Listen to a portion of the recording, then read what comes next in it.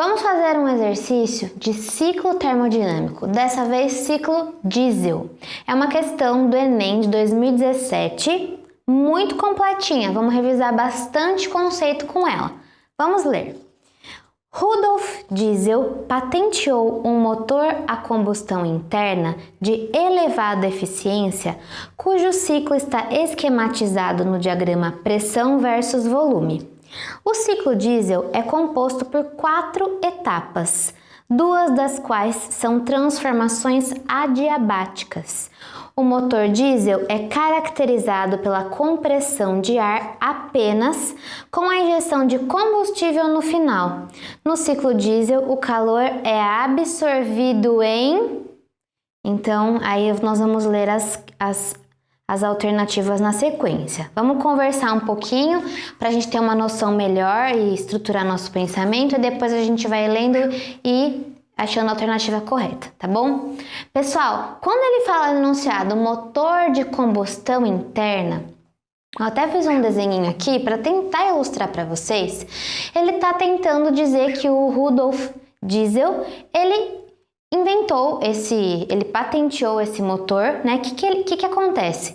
Nesse motor, você tem um compartimento fechado, onde ocorrem transformações cíclicas. O que isso quer dizer? Ele se inicia, faz todo esse processo e retorna ao estado inicial do processo, tá? Então, no nosso carro, na moto, é isso que acontece. Você tem os pistões, quem é curioso dessa parte de mecânica deve já ter visto os pistões, né, se movimentando em movimento de sobe e desce de forma super rápida, e é esse movimento que vai gerar energia, né, para o carro se movimentar e assim sucessivamente, tá? Então, o que acontece? Aqui no caso do ciclo diesel, ele diz ainda assim, que se comprime apenas ar e o combustível é injetado no final. Então, acontece o seguinte, olha só, eu vou tentar seguir esses passos aqui para vocês tentarem entender na vida e depois a gente vai voltar aqui para a lousa, né? Olha só, então você tem um ar, né, aqui fechadinho, num determinado sistema, isso está tentando representar o meu pistão, tá bom? Então, nós temos aqui um volume elevado. Quando ocorre uma compressão, certo? Então, o que acontece? Você comprime apenas ar e ao comprimir o ar, o que acontece? Fica uma alta pressão e até aumenta um pouco a temperatura.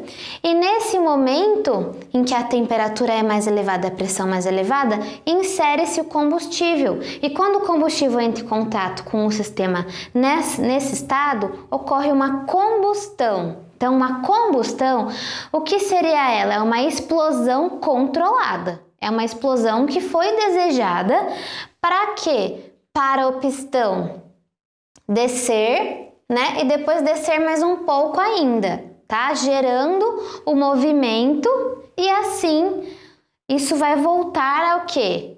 Ao estado inicial e tudo vai voltar a se repetir. Então, na vida, o que acontece? Tá lá ar a um volume grande, certo? Ele é comprimido, então aumenta a pressão, aumenta a temperatura, injeta-se o combustível, ocorre a explosão que empurra o pistão para baixo, e esse pistão, quando ele é empurrado para baixo, ele faz girar ali embaixo um eixo que vai transmitir esse movimento sucessivamente, tá?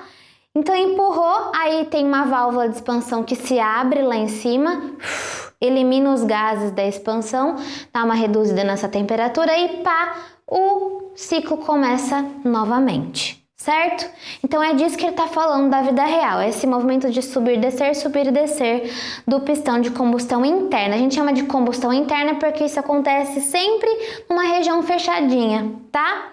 E aí, ele fala isso no nosso enunciado, ocorrem 2 transformações adiabáticas. Vamos lembrar que a transformação adiabática é uma transformação na qual não há troca de calor com o ambiente externo. Lembram?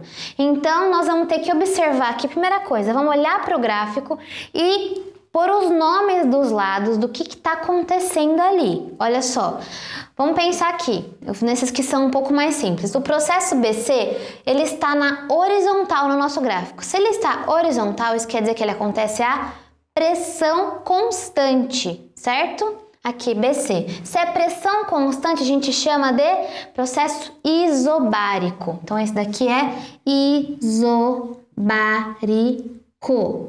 ou transformação isobárica, tá bom? O que mais dá pra ver, assim, a olho nu? Não precisa pensar muito, né? A gente observa que essa descida, ela acontece na vertical.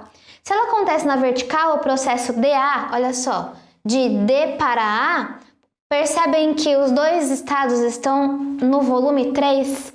Então, essa transformação, ela é isométrica ou isovolumétrica ou até isocórica, tá?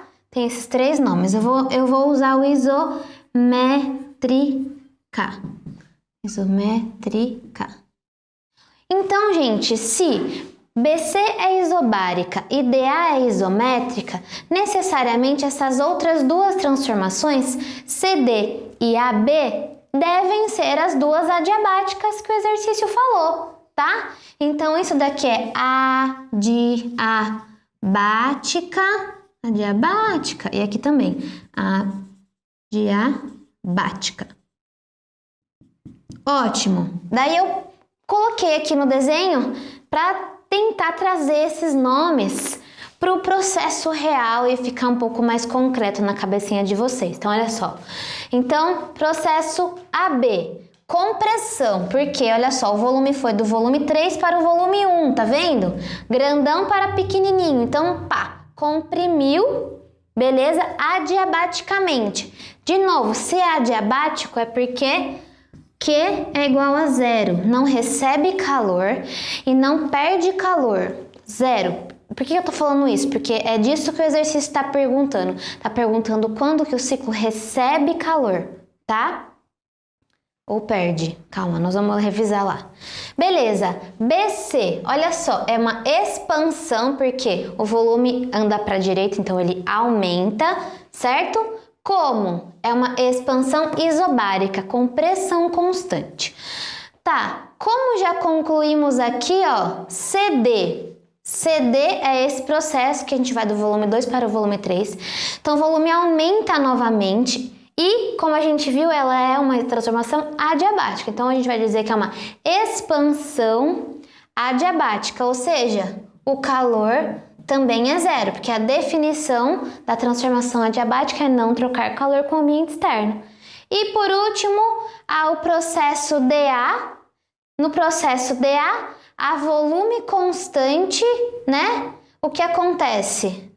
Processo DA, a volume constante, a gente volta para o estado inicial, é quando ocorre o escape dos gases da combustão, certo? Então, de forma mais simples, vocês perceberam que nessa parte, como os gases escapam, a gente modela que nesse processo aqui, ó, o que acontece? O calor sai, tá?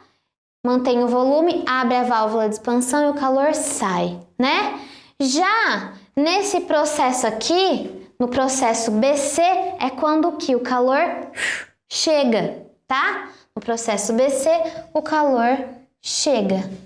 E vamos ler novamente a pergunta e as alternativas para a gente escolher. Ó, no ciclo diesel, calor é absorvido em... Então, ó, depois dessa análise toda, o calor é absorvido em BC. Mas, antes da gente ter certeza disso, vamos ler todas as alternativas para a gente ver qual delas está falando isso. Olha só, em AB e CD... Então, AB e CD, pois em ambos ocorre realização de trabalho. AB e CD. Nesses dois processos não tem como haver absorção de calor, né? Por quê? Porque são dois processos adiabáticos e não há troca de calor. Então, pelo nome do processo ou da transformação, você já poderia eliminar a alternativa A. A alternativa B, AB e BC, de novo, não podemos escolher essa alternativa porque a gente já sabe que a B é adiabático e não há troca de calor. Não tem como ser o B. C, CD. CD, ele falou, nós concluímos que é adiabático. Então, não tem como trocar calor no processo CD. Que mais? E ainda ele fala, olha só, pois representa uma expansão adiabática. Sim, e por ser adiabático não tem como absorver calor, né? D. AB, pois representa uma compressão adiabática. AB, como a gente escreveu, é compressão... Olha, louca, escrever compressão com B? É compressão adiabática, sim, mas não tem como receber nem perder calor. E E de elefante, BC, pois representa expansão isobárica, verdadeiro, em que o sistema realiza trabalho sim, porque o volume aumenta, lembra? Sempre que o ΔV é positivo é porque o sistema realiza trabalho, né? E a temperatura se eleva. Então, a gente descobriu sim que esse é o processo em que ele recebe pá, para acontecer a combustão. Espero que tenham entendido. Qualquer coisa, deixa um comentário e a gente vai interagindo. Obrigada! Tchau!